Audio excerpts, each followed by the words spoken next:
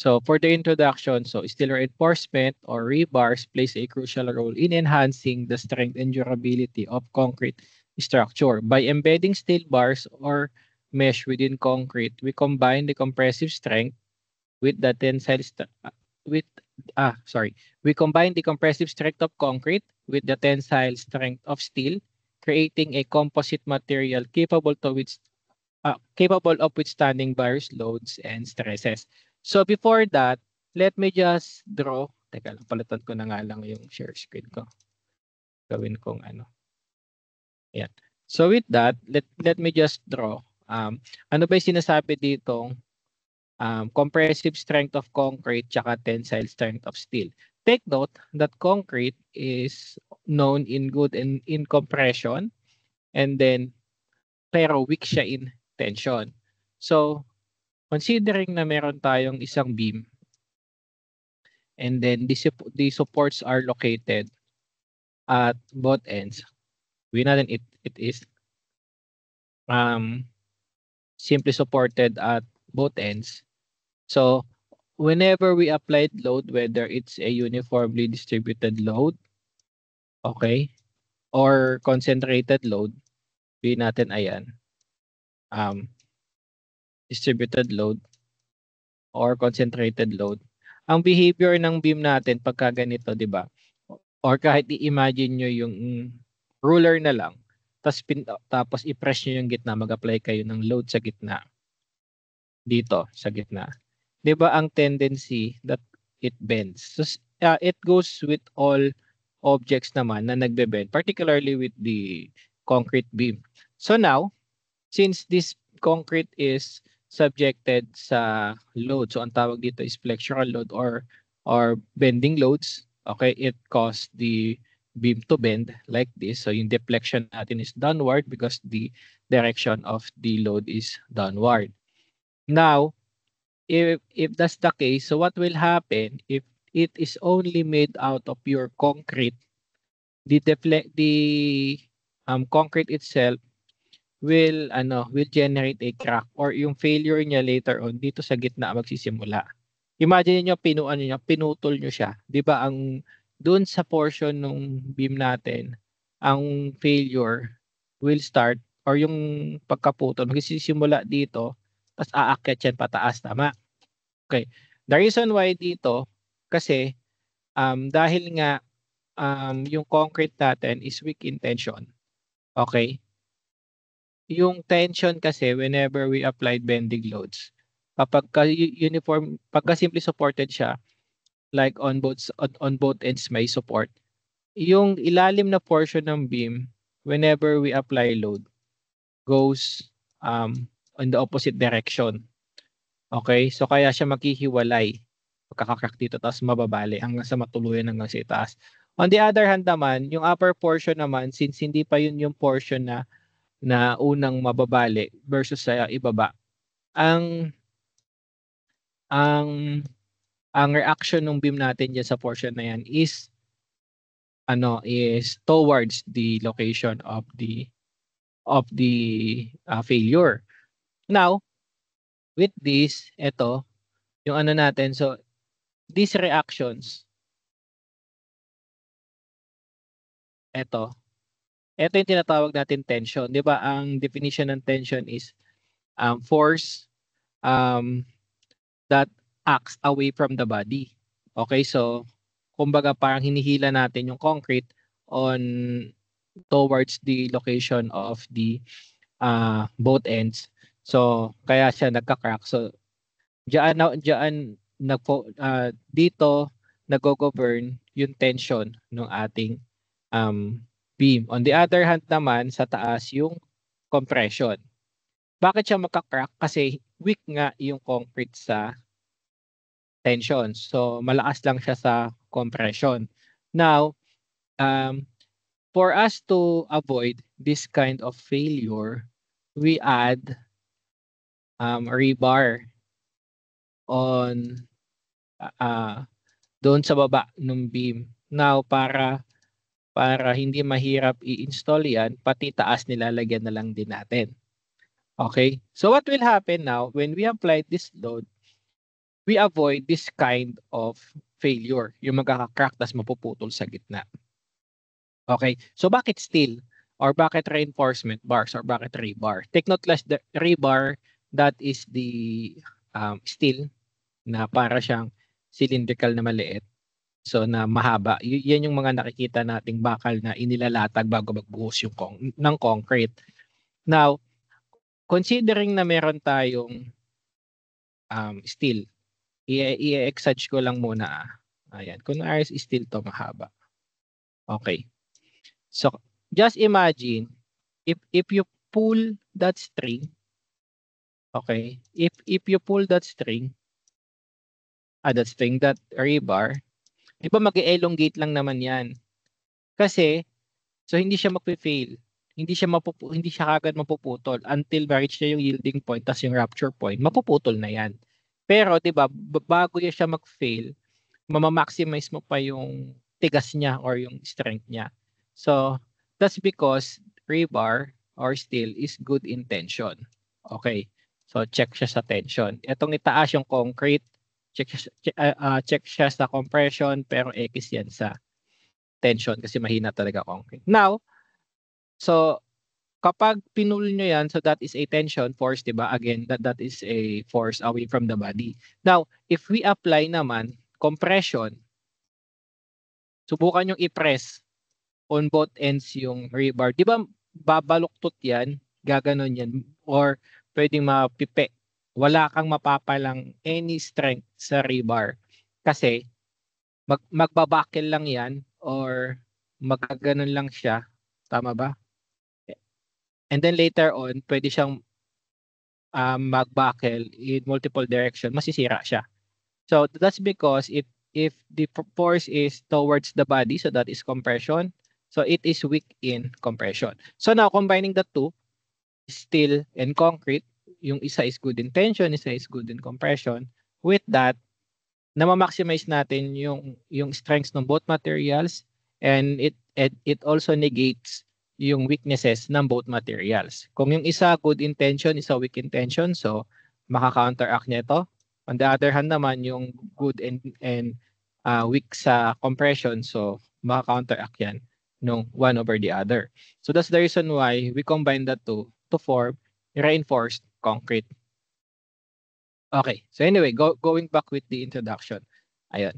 So, with proper design and placement of steel reinforcement, okay, are essential to ensure the structural integrity and longevity of buildings, bridges, and other infrastructure. Okay, for the learning objective sa end ng class natin is first is to understand the overall structure of steel reinforcement, such as dimensions of bars, and then analyze the use of structure structure in construction processes. So tuwing kailan natin siya ginagamit. And then analyze the difference of detailing of section and elevation of steel reinforcement. And then lastly, apply the necessary computation in steel reinforcement detailings in real-life scenario. Okay. So, again, steel reinforcement, okay, when added sa concrete, so it is called reinforced concrete. Can be ordinary steel or made out of high tensile steel. So, marami namang available na steel that we can use for concrete to form the reinforced concrete. Again, pag concrete, plain concrete lang siya. When you add steel or reinforcing steel, we call that concrete reinforced concrete. Okay, so yung bakal na nilalagay natin can be mild or high tensile steel. So it is noted sa NSCP naman kung ano-ano ba yung mga grade ng bakal. So not sure kung napa-assignment ko sa inyo yon, pero parang tanda ko ang pina-assignment ko lang sa inyo is the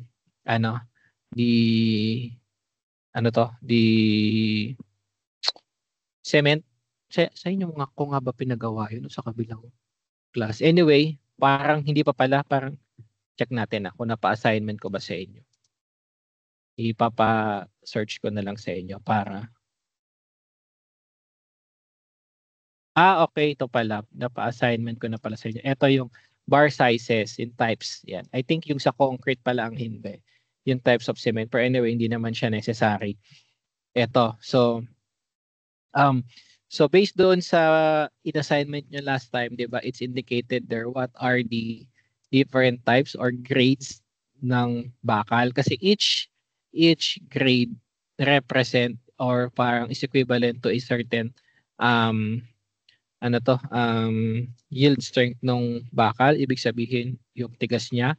Now, it normally um, starts or yung ginagamit natin is from grade 33, grade 40, 50, 60, and so on. So madami pa, hindi lang naman yun. Pero yun yung mga common, lalo na yung grade 40, yan yung isa sa mga pinaka-common na ginagamit. Pero usually, ang mabibili nyo lang sa hardware is either grade 33 or grade 40. There are cases na merong grade 50 na na rebar. Then take note last yung grade 33. Yung 33 stands for KSI. And then grade 40 stands for KSI din ng steel. Okay. If you're gonna convert that sa SI units, so just convert that with MPa. So meron siyang equivalent units for that. Okay. So the bars may be plain or deformed to bond with the surrounding concrete. Later, meron akong example doon sa deform. Yung plain, just imagine, parang ballpen, makinis lang siya, tas rebar. Yung nakikita natin commonly installed sa mga structure sa palipaligid na nakikita nyo construction. So normally, ang ginagamit na doon is deform. Meron kasing naging study before, not sure on what year, is that although that same material will give us the same strength. But the problem is yung plain round kasi versus the deformed bar is that mas may kapit yung deformed compared doon sa plain round. Kasi kapag na-pull out yung bakal, just imagine yung rebar kapag pagka wala siyang parang grill or parang pagka hindi siya deformed, tapos plain lang talaga siyang round, parang ballpen. Tapos nahila siya out of the concrete. So pwedeng mahila siya, friction na lang nilang dalawa yung mag-hold. Unlike with the deform, aside from the friction, yung pagkaka-corrugated or pagkaka-deform ng rebar will also help the rebar um to be bonded doon sa concrete. Okay? So yun, with the surrounding concrete and they may be straight or bent in various shapes. Often the ends are provided with hook or 90-degree bend to help anchor the ends of the concrete. Later papakita natin yung mga bend na yan doon sa mga naging example natin. It is used to be the practice to send to site loads of uncut steel bars of different sizes of maximum rolled length. The builder employed steel benders whose job it was to cut and bend the bars to required length and shape. Parang na-discuss ko na ata to. Ay, oo nga, na-discuss ko na pala to. Anyway, sige. Pero pasadaan pa din natin kasi I will be focusing later doon sa plan. Oo nga kaya sorry, kaya parang bumagal ako ang sabi ko parang nabasa ko na to last time. Anyway, so with this I will just jump. So ito yung binabanggit nating rebar wherein ito yung deform. I think ito deform din to.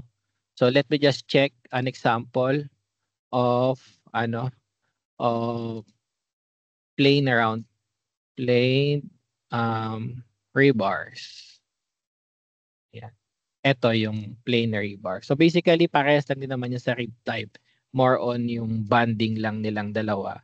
Yung yung difference. Okay? Sige, o nga pala. Na-discuss. Wala naman nagsabi. May nag-chat ba? Wala. Anyway, sige. Oo nga, parang ang na-discuss ko na to. So going back with this,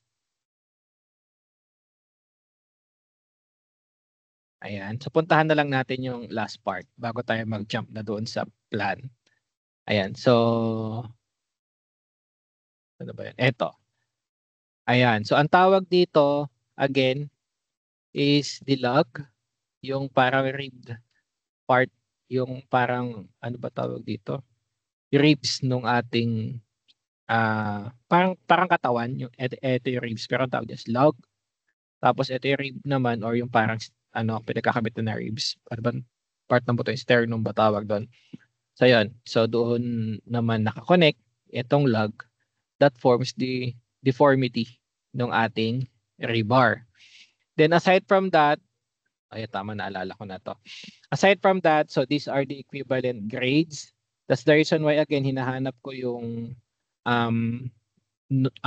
hinahanap ko yung general notes initially kasi without those we won't be able to determine what type or what grade of rebar we are gonna use doon sa ating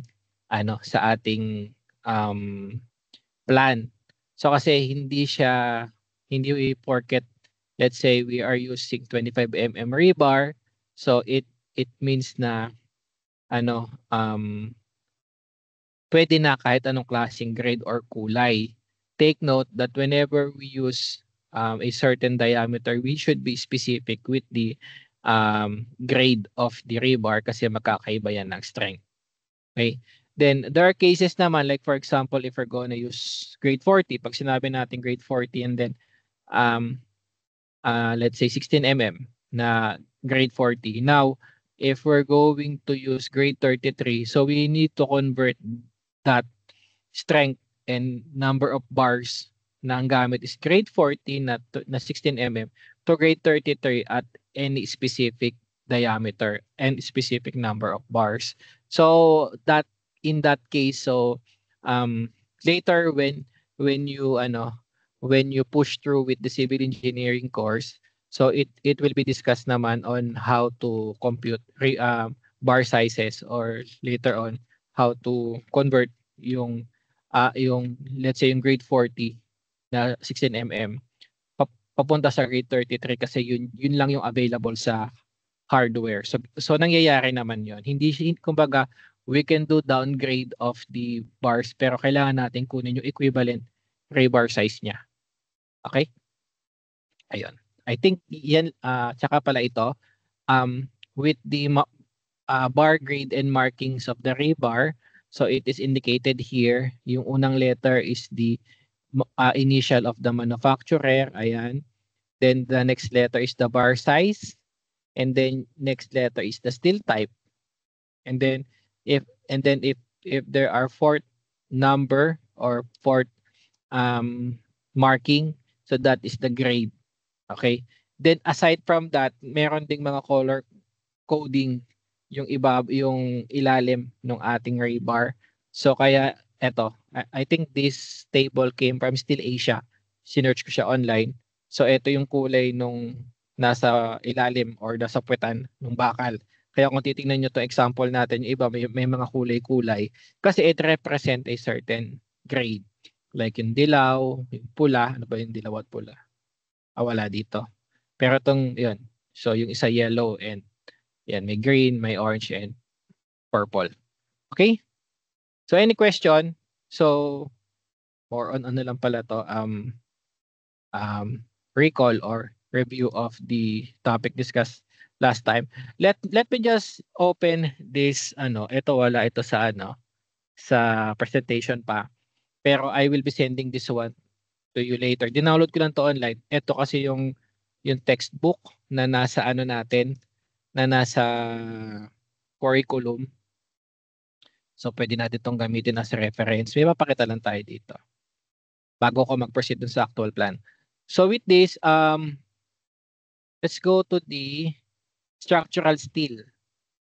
Although we will be discussing structural steel separately naman in detail like ano-ano yung mga available sizes, etc. Pero with this, pasadahan ko lang to bago tayo magpunta doon sa sa plan. So, for the structural steel work, class ang pinagkaiba ng structural steel sa reinforcement bars or reinforcing steel or rebars is that yung rebar, yun yung sinasama natin sa ibubuhos na concrete. Etong structural steel, ano to, ito yung mga white flange, ito yung mga C-channels. Okay, so pakita natin kung ano mga itsura ng mga example niya. Ito yung mga column na made out of ayan, made out of steel na ganito. Okay? Image. Ayan. So kapag ganito na yung itsura or yung structure is made out of steel, hindi siya concrete. So ang tawag diyan structural steel. Pwede siyang wide flange, okay? Pwede siyang tubular steel. Okay? Ganito tubular, pwedeng naka-pipe, pwedeng C-channel steel. Ganito, pwede siyang angular steel. Ganyan. Or pwede rin siyang ano pa ba?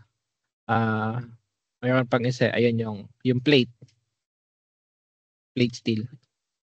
Ayan. Okay. So those are the structural steel na ginagamit sa sa construction. Okay? So puntahan lang natin 'to kasi binabasa ko 'to kanina, and then let's go with this one. Ayan. So for the connection ng steel, ng structural steel, ang most common na ginagamit nating connection, either i-weld mo siya or ibo-bolt mo siya. Okay? Or rivet. So kung hindi pa kayo familiar, so riveted steel. Ito yung rivet. Ayan. Okay? So ganyan ang rivet. Parang ano lang, parang may tigyawat lang yung pagkahalagay.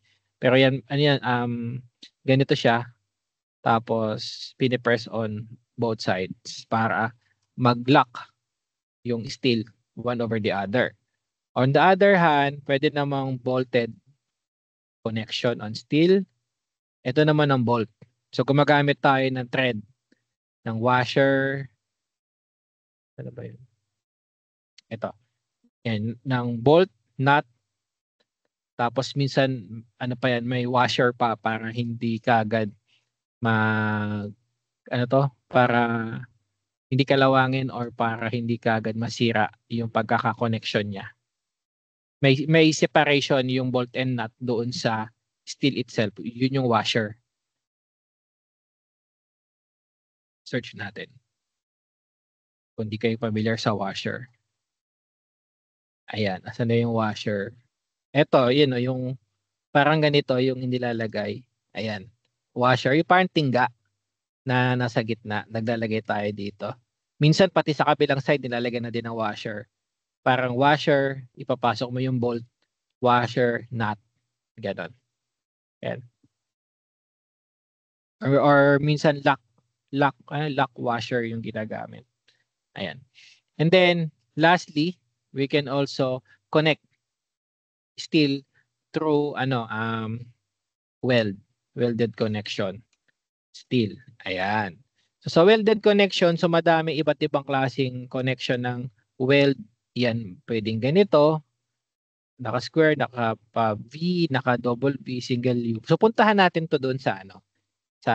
So ito yung ipapakita ko sa inyo. Ayan.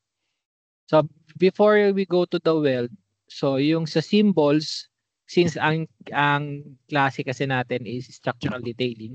So ito, please take note that ito yung ating symbols for rivets and bolts. Okay? So whenever we apply or we draw itong mga symbols kung anong klaseng connection yung i-apply natin. So ito yung mga inilalagay natin dun sa call out.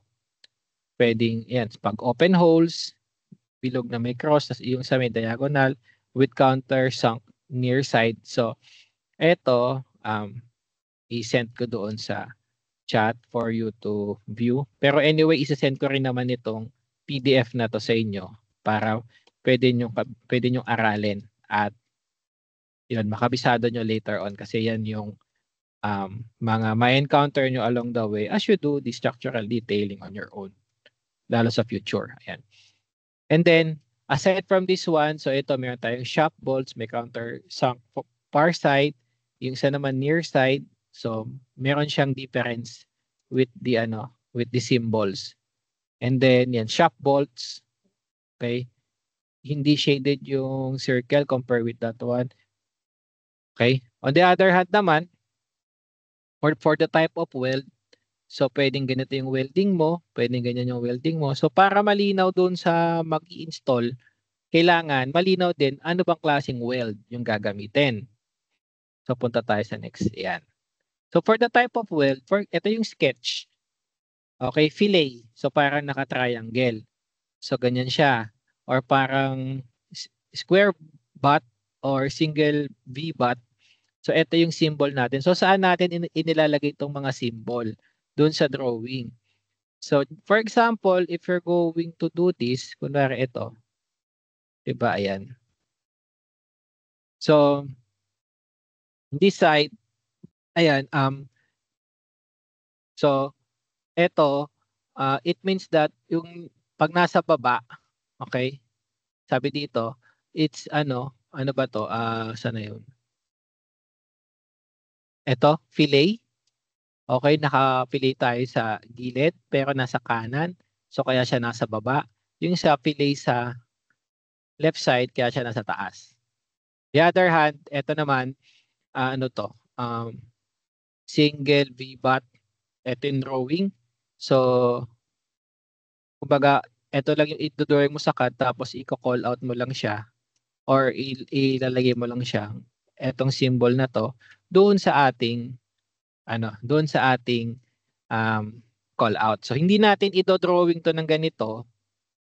So, might as well isang itsura lang siya na, kunwari, ganito yung connection. Tapos, we just add sa call out kung ano yung symbol na gagamitin. Okay? I think straightforward naman to with regards to the symbol. So, what is important here is that you need to familiarize what kind of symbol, okay, represent specific weld doon sa ating structure, okay. Etong weld all round, ito i-weld natin ng buo yung lahat ng connection. Like for example, itong sketch na to, yung white flange is i-weld doon sa plate. So normally ito, pakita ko na sa example nito. Yung well all round na yan.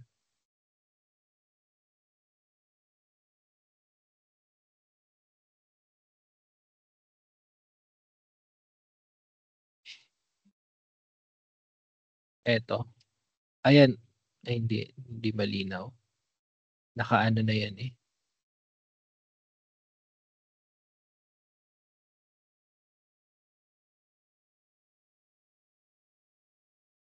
Ito.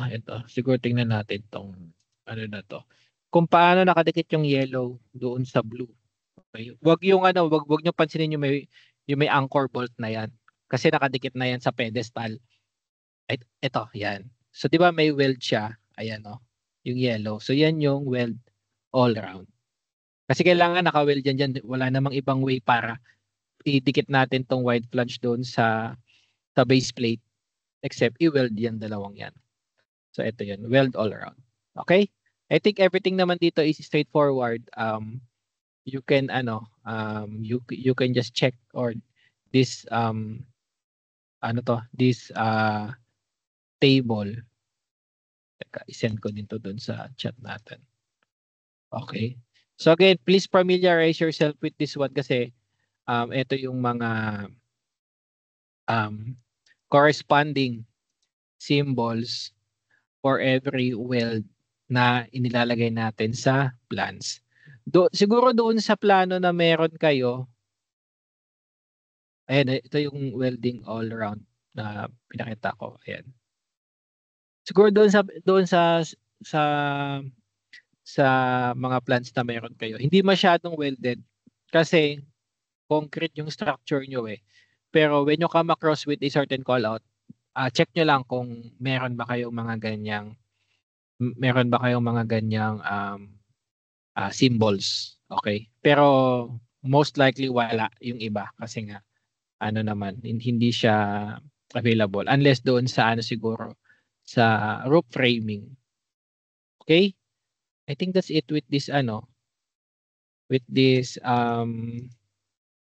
symbols for now. So we will discuss it further yung additional details for the structural steelwork kung ano-ano ba yung mga may encounter natin sa structural steelwork. Okay, so pahapyaw pa lang tong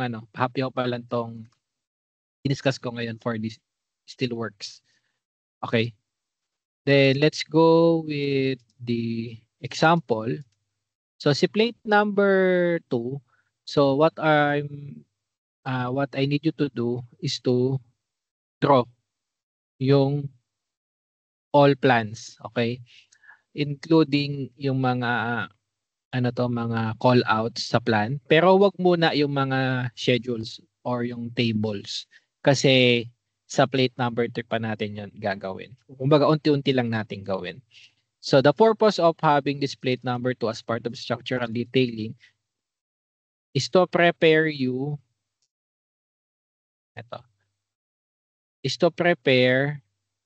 kayo doon sa sa ano ba 'yun?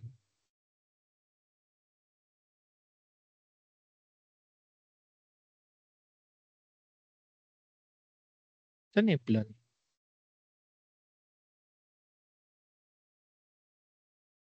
Ito, mapangit. Hanap ako na iba. Ayoko yan.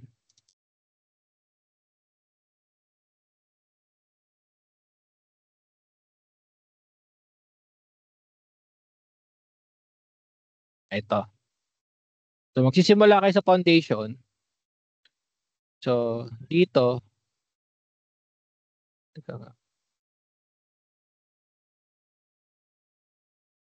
so from the foundation plan hanggang doon sa pinaka-roof framing layout.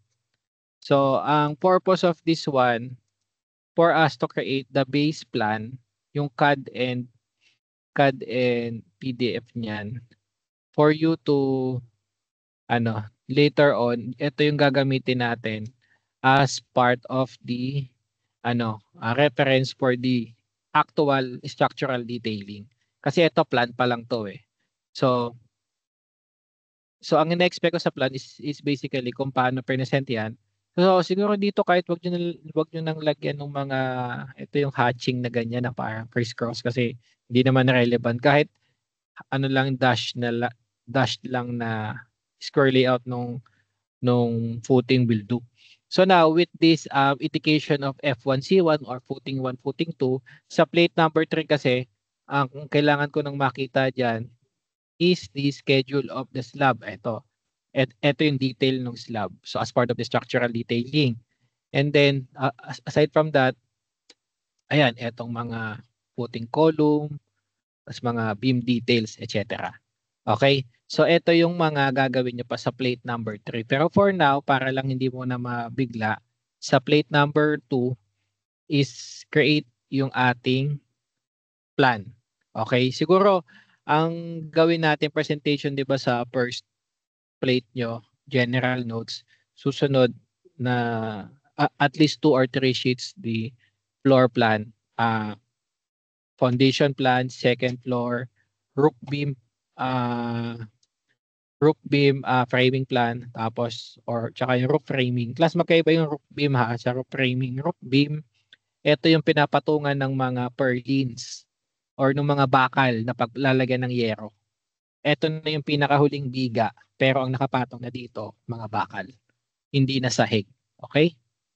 I think yun lang naman for this plate number 2. So same pa din. So ang expectations ko, front page, discussion and recommendation, tapos yung mismong plan, i-combine nyo lang din same with the plate number 1, and yun, same format, send nyo lang din sa ating sa aking email.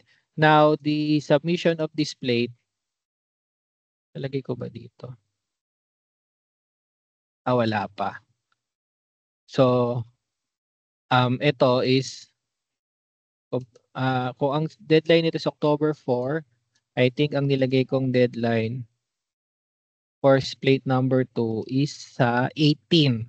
So, week after next week, para meron kayong 2 weeks to work on. And then, yung discussion ng plate number 3, to be discussed na yan sa 18. Pero yun, since nasabi ko naman na kung ano yung gagawin natin sa mga succeeding, pero yung in further details with this one, ng ating mga schedules tsaka yung mga beam details, etc. Yung further information dyan, so i-discuss natin yan next week after ng quiz number 1. Okay? So I think yun lang muna for our topic for today. So I will be returning the remaining time sa inyo for you to work on yung plate number 1 natin. Kasi baka mayroon pa sa inyo hindi pa nakakatapos. Class, nung Thursday may nag-request sa akin na extension, so I will not allow the extension kasi tawag diyan, 2 weeks ko nang sinend yung yung plate, and at the same time matagal ko nang kayong hinihingian ng plan. I think more than 3 or 4 weeks na rin naman na. So may question dito, sir, yung front page tsaka recommendation po, need ba may title block? Wala naman. For the front page, as I've said, kung hindi nakarating dun sa iba, any front page will do. Kung meron kayong ginagamit na front page coming from other subjects, you're welcome to use that. And then, with that, maliban doon, yung discussion, wala pala conclusion.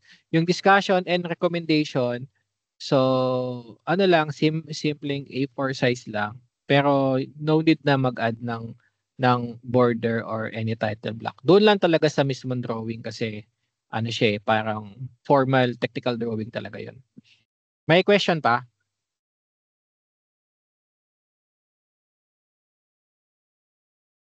Wala na?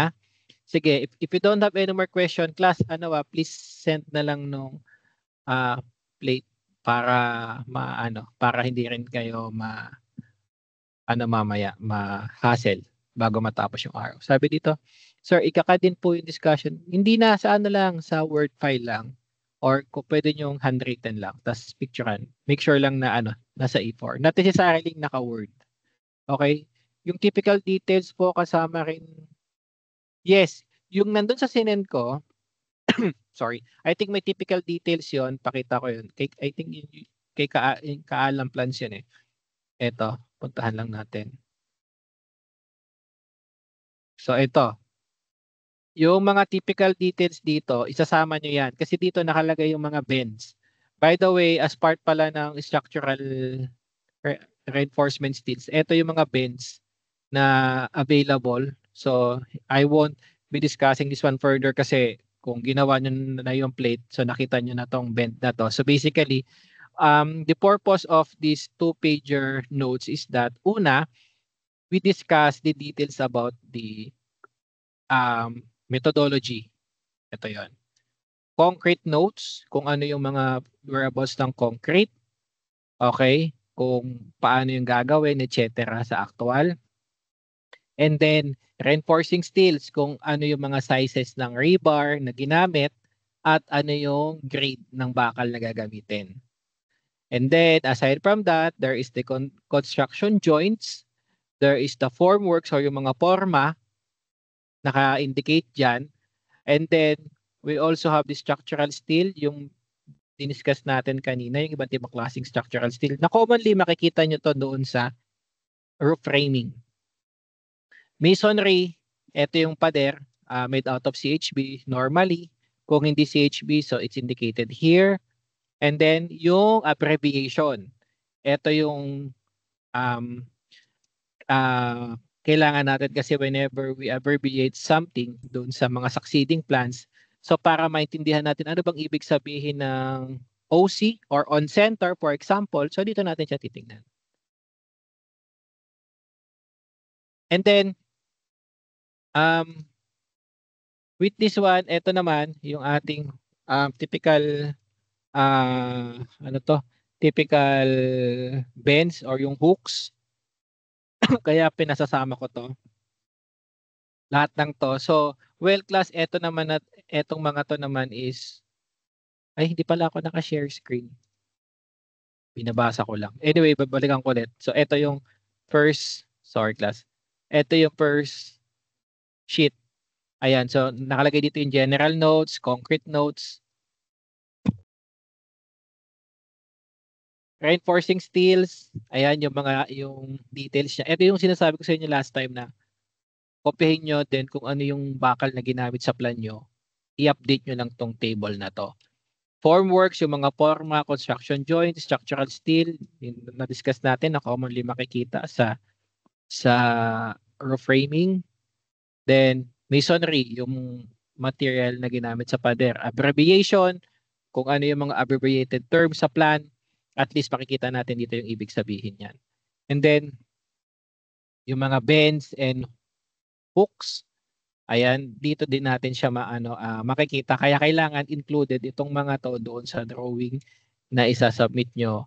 At the same time, yung mga development length. Well, all of this naman are based on NSCP. Okay, should be based on NSCP. So, kaya kailangan andyan yan sa plan. So, kaya ina-expect ko na isasama nyo doon sa ating drawing yung mga details na to. Kasi ano yan particular yan doon sa construction. Na kung may mga plans kasi na hindi siya kasama sa notes, pero definitely makikita mo to on some other sheets like this one. Etong miscellaneous detail, minsan isinasama na lang siya sa miscellaneous details like this and then this one. Ayan. So ito isi-send ko rin to sa inyong sheet na to.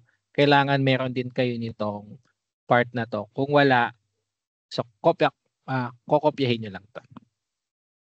Okay. So I think may question kanina dito at may sinabi. Una, teka, sisend ko lang. Okay, na-check na to. Kailan ma-upload yung recording after ng natin, class natin, i-upload ko itong recording na to. Pero yung other recordings are already uploaded sa YouTube. Then sabi po sa plan, yung splice is based sa NSCP. Gagayahin pa rin po by splicing sa general notes na binigay kasi nasa general notes po. Specific siya. Now, yung nasa general notes should be also the same with the NSCP. Yun yung understanding ko dito. Hindi siya dapat magkaiba. Now, siguro for the purpose of display, you just copy na lang kung ano yung nasa general notes. Kasi ang assumption ko doon, although hindi ko pa siya nare-review ng buo kasi kung ginawa naman ng professional tong plan. So basically, the reference of those are based sa NSCP. Kasi yung ibang ginagawa, sasabihin na nila based sa NSCP. Kaya lang kasi take note, sa construction kasi, wala namang bit-bit na NSCP. Kaya it would be the best kung merong drawing na naka-interpret na yung nakalagay sa NSCP. Kesa instead na ang ilagay lang natin is notes or call out na all splice should be based on NSCP. So gawa na lang tayo ng drawing dapat na based din sa NSCP for the reference ng nasa site. Yun yung purpose din natin on preparing the details as part of the structural drawings. Okay? Sabi dito may isa pa nagtanong, sir, yung sheet number po pala, ano ilalagay? For the sheet number, standard yon, may letter S tayo, and then 1. Siguro, dahil hindi natin alam kung makakailan kayo, usually kasi sa structural, ito, yung may bilog, hanap ka ako ng maayos-ayos. Ito, yung S, structural, yan yung sheet code talaga na structural. And then, siguro lagay nyo na lang muna 1, huwag nyo na muna lagay ng 1 of 20, ganun 1 or 2 of 20 kasi hindi nyo alam kung makakailan kayo. So, ilagay nyo lang muna S1, S2, ganun na lang muna, class. Ha? Kasi, like ito, 9 out of 20, 10 out of 20. So, ito kasi, kompleto na to eh. Hindi natin alam kung ilan yung magiging total sheets nyo later on. Okay, then class, pag in-arrange nyo to, hindi ko ina-expect na kailangan gayang-gaya nyo pagkakaayos. Bahala kayo. kung paano nyo ito aayusin. Pwede nyo gawing 6 columns, 4 columns, 5 columns. Kayo bahala mag-arrange. Yung mga text height, kayo din bahala. Basta dapat well-presented, readable, at hindi masakit sa mata yung mga pipiliin yung mga font. Okay? Yun lang. May question pa? Wala na? Sige class, kung wala na kayong questions, you may continue working on your plate number 1. And then, if any question arises, teka pala, download ko muna ito. Yan, if any question arises along the way, so please reach out na lang sa Facebook. Then, kung meron pa sa inyo nag-message kasi nakita ko, may mga estudyante pa nagme-message sa akin, not sure if sa section nyo yon.